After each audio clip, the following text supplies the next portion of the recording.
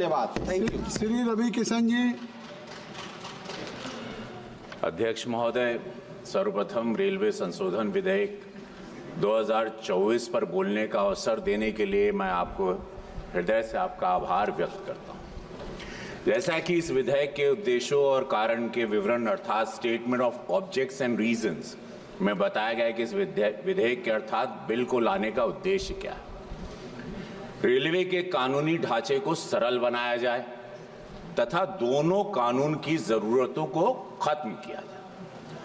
अध्यक्ष महोदय, हमारे यशस्वी प्रधानमंत्री अनेक अवसर पर आपने भी सुना है, देश ने भी सुना है कि उन्होंने एक बात को रेखांकित किया था कि अप्रासंगिक तथा पुरातनपंथी कानूनों को समाप्त किया जाना चाहिए ताकि प्रशासनिक संचालन सुगम हो सके तथा आम जनता के हित में तेजी से कार्य इस नए भारत में हो सके। इस संबंध में प्रधानमंत्री जी के सपने को साकार करने के लिए अनेक कदम उठाए गए। जिस बिल की चर्चा आज हम कर रहे हैं अध्यक्ष महोदय, उसका प्रमुख उद्देश्य यही है कि भारतीय रेलवे बोर्ड अधिनियम 1905 के प्रावधानों को रेलवे अधिनियम 1989 में शामिल कर लिया जाए ताकि भारतीय रेलवे बोर्ड अधिनियम 1905 को समाप्त कर दिया जाए।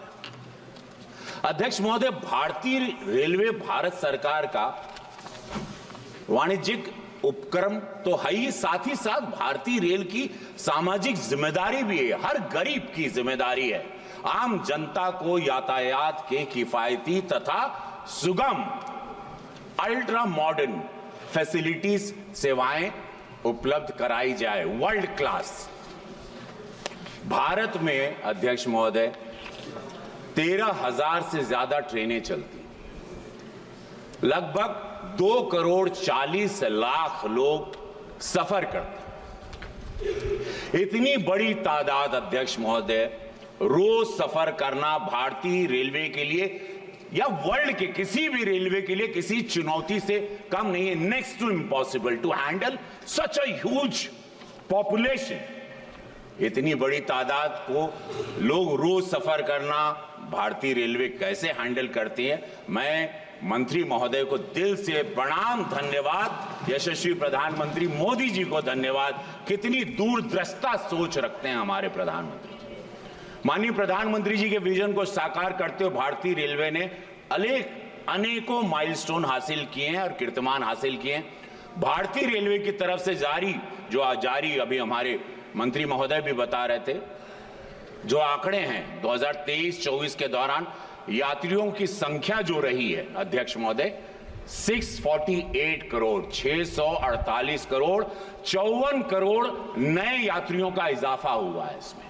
The people used to travel, and now because of the facility and the comfort and precautions and safety, भारतीय रेलवे के ने 2022-23 के दौरान माल ढुलाई विद्युतीकरण, नई लाइनें बिछाने, दोहरीकरण, लोकोत्पादन और उसके साथ सुरक्षा में सुनिश्चित करने में शान उपलब्धियां हासिल की हैं, जग जाहिर है। माल ढुलाई भारतीय रेलवे वित्तीय वर्ष 2022-23 के दौरान 1,512 एमटी की ढुलाई की है तथा 2.44 लाख करोड़ रुपए का राजस्व हासिल किया, जो अपने आप में एक ऐतिहासिक रिकॉर्ड हुआ है। और अध्यक्ष महोदय, इस सबके पहले मैं सभी हमारे माननीय सांसदों को भी बताना चाहता हूं कि नरेंद्र मोदी जी की सरकार के पहले, एनडीए की सरकार के पहले यही रेल, यही व्यवस्थाएं, क्योंकि हम लोग देहात से थे तो हम लोगों से वो भारत भी हमने देखा है और इस भारत को भी 10 साल में देखा है। सबसे बड़ा भ्रष्टाचार का केंद्र हुआ करता था कि rail means definitely corruption will be there, और ये 10 साल में जीरो करप्शन, ये अनबिलीवेबल है। ये काबिले तारीफ है। हम इस सरकार को दिल से धन्यवाद देना चाहते हैं, अपनी सरकार को और इस भारत सरकार को। भारतीय रेलवे ने वर्ष 2022-23 के दौरान जो माल ढुलाई, विद्युतीकरण, नई लाइन बिछाना, दोहरीकरण, लोकोत्पादन, उसके साथ सुरक्षा में सुनिश्चित किया है, मैंने आपसे बताया।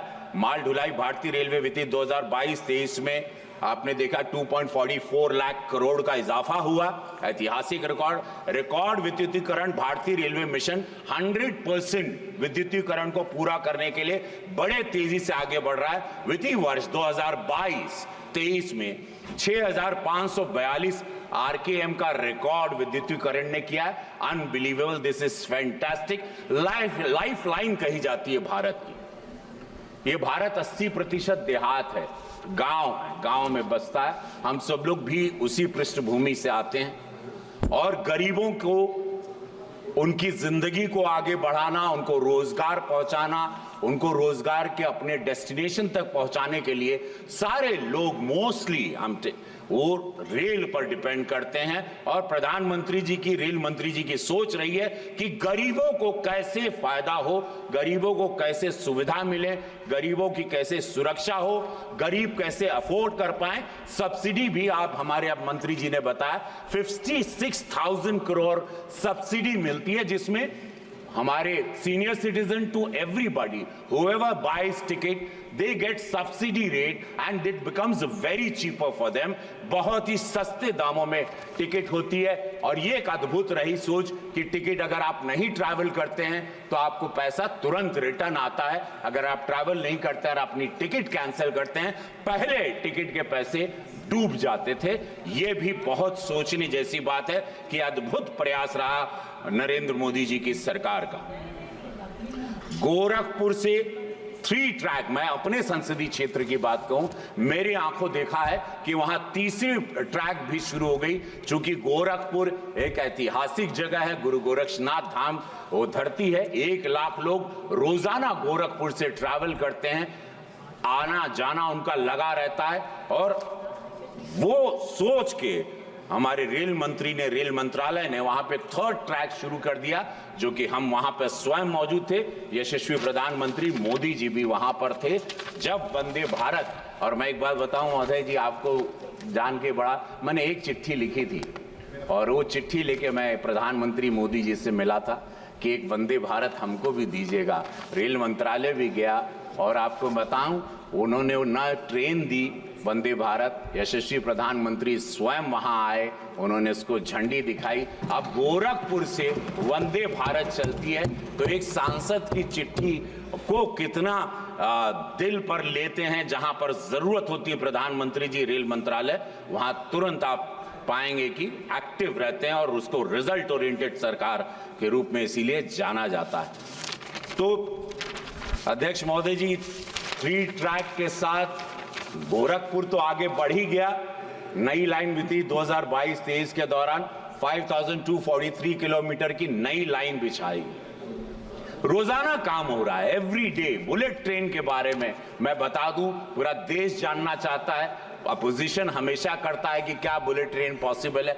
मैं उनकी जानकारी में दे दूं कि 300 किलोमीटर का ट्रैक लग चुका है बुलेट ट्रेन का।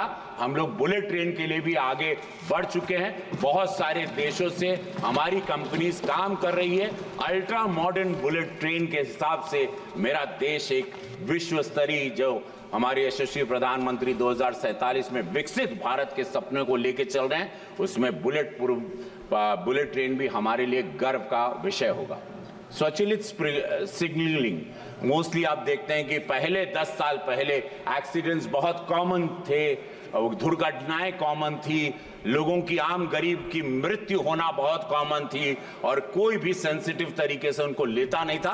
भारतीय रेलवे ने मौजूदा उच्च यातायात वाले मार्गों पर अधिक ट्रेन चलाने की लाइन क्षमता बढ़ाने के साथ स्वचालित ब्लॉक्स सिग्नलिंग कर दिया, या सिग्नल्स होंगे जरिए 2022-23 में 530 किलोमीटर आधुनिकीकरण हो चुका है, जहां पर सेफ्टी है। सिग्नल में ऑटोमेटिक सिग्नल्स हैं, आपके ट्रैक्स को चेक किया जाता है, आपके ट्रैक्स को ऑनलाइन चेक किया जाता है, आपके ट्रैक्स पर सीसीटीवी के द्वारा उस पर वॉच होता है। जैसे कि आप देख रहे हैं कि बहुत सारे देश विरोधी तत्व वहां पर ट्रैक पर अलग अलग आजकल वस्तु आपने देखा होगा रखते हैं, जिससे ट्रैक पर एक्सीडेंट होने के चांसेस ज्यादा दिखाई देते थे और लोग आप देश विरोधी ताकतें भी हैं कि सरकार को कैसे क्षति पहुंचाए।